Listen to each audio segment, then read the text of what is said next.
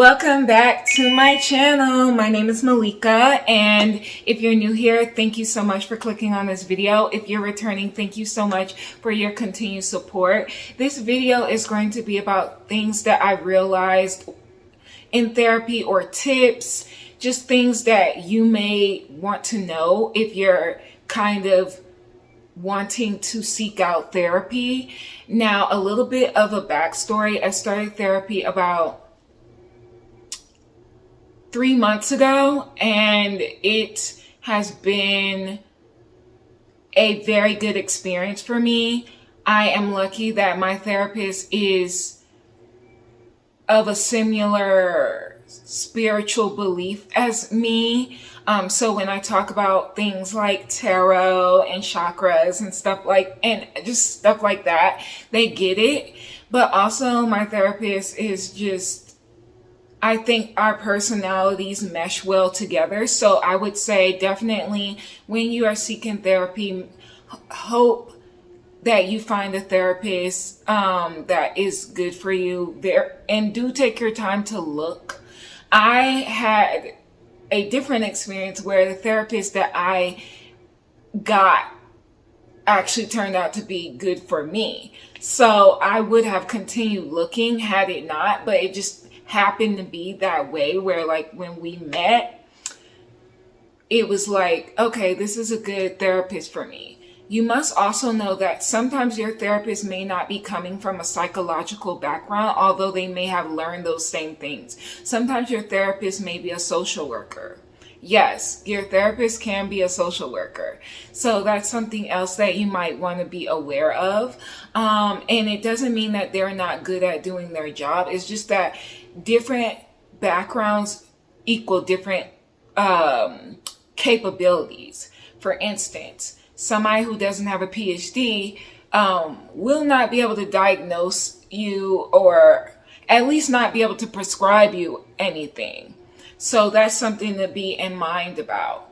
But yeah, I would just say that that's my tips for kind of like, make sure you're finding the therapist that's right for you. Don't have the guilt or shame if you find one that doesn't mesh well with your personality and what you're needing. Your therapy session, I would say the number one tip that I have is that your therapy session should make you feel safe enough to be able to open up and be vulnerable. If you can't do that in your therapy session, even after a couple of sessions, it may be that you need to find another therapist, or it might be time that you ask yourself, like, am I really opening myself up to this experience?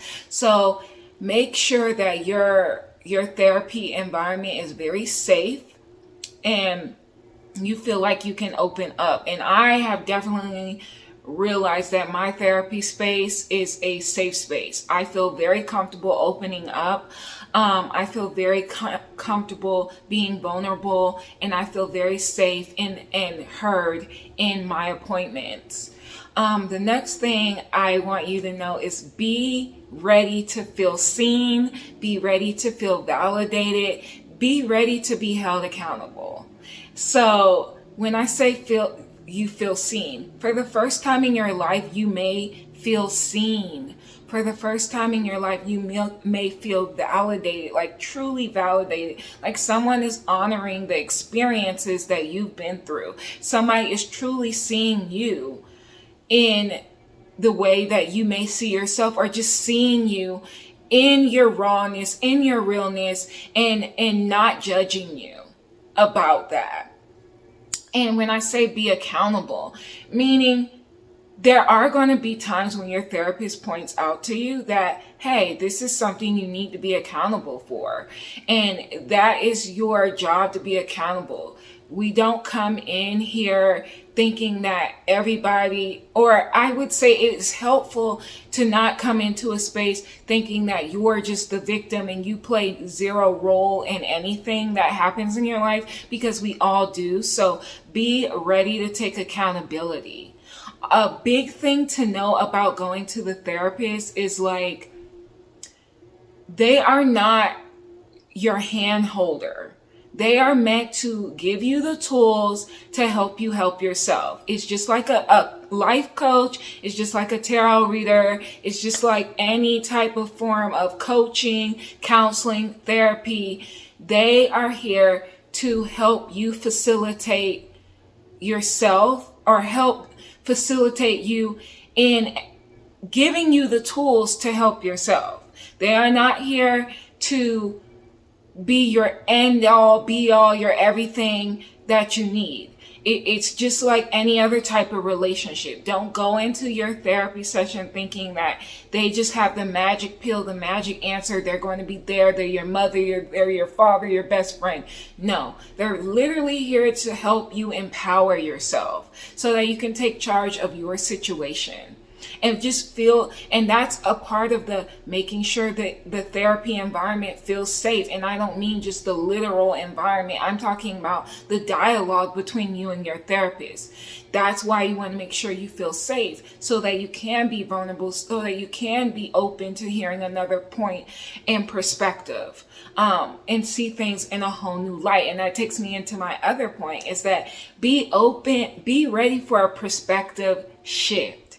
Your perspectives are going to shift so much. I mean, they definitely, let's be real, we can have our own perspective shifts on our own. But being in that environment and being able to just calmly, safely introspect and listen to yourself and listen to the therapist allows you to have some of the most in-depth perspective shifts and revelations that I feel like I've had in this experience. It's like, I know I have powerful revelations and perspective shifts on my own, but sometimes that extra, like being in that space allows you to have them more rapidly or more profoundly, because there's not that outer element of feeling judged or feeling like you don't have the support or feeling alone and all of that. I went to therapy yesterday. I'm filming this Wednesday the 28th. I went to therapy yesterday. I had some of the biggest revelations again. And it's just like that space allowed that to happen for me. And it also allowed, going back to the accountability part, it allowed for you to take accountability, because once you have those realizations and those perspective shifts, you have to do something about it. Like, let's just say your boundaries has been crossed and you go to therapy and finally you're realizing that you put boundaries like in place with friends or your coworkers, but the people that continue to push your boundaries the most aren't those people. Say it's your family, and you have that realization in therapy, then it's like, aha, but now what action are you going to take to change that? And that's where the accountability, that's what I mean by taking accountability. Like, you're going to see where you need to do that more in your life. And it's just powerful. And, yeah, I really think that those are pretty much it on the things that I've noticed so far. Oh, when I be open to, crying is a very healing experience. And I'm adding this in here because a lot of people feel like they have to be closed off and reserved, just because that's maybe the way that they grew up. And this is a space where let the tears flow. Your therapist is used to hearing this and seeing this and all of that. And also really dive deep into your sessions. If your therapist asks you a question, don't just, immediately respond. Really take your time to sit there with yourself and answer that question in the most honest and authentic way that you possibly can. And really, really listen to yourself. This is a great time to practice active listening, even when it comes to yourself. Because sometimes it is hearing yourself speak that you say the exact things that you've needed to hear for a long time, but maybe you haven't been able to do that due to many other factors. So those are the things that I noticed, and I hope that it helps you. If y'all want me to talk more about my experience with therapy, I will definitely do that.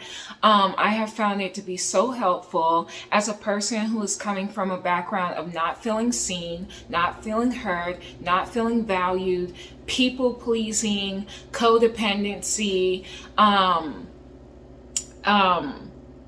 and abandonment. I can definitely say that this has been a great experience for my mental health, and just being able to shed light on that. And as a person who is in the mental health field themselves, yes, I am in the mental health field. It is okay for us mental health providers, in whichever way you do that, whether again that's through tarot, spirituality, Reiki, crisis work, any modality of this, please understand that you have a right to have the best mental health as well too. So don't feel afraid to seek that out for yourself. And I talked about soft living, real versus soft and slow living last week, so I would recommend going to check out that video, because this kind of goes in tune with that. The more you tune into yourself, the more your self-awareness becomes heightened, which means your consciousness is raising about yourself. Life is a journey. Life is an exploration of who you are and getting into those core aspects and peeling back those layers of self.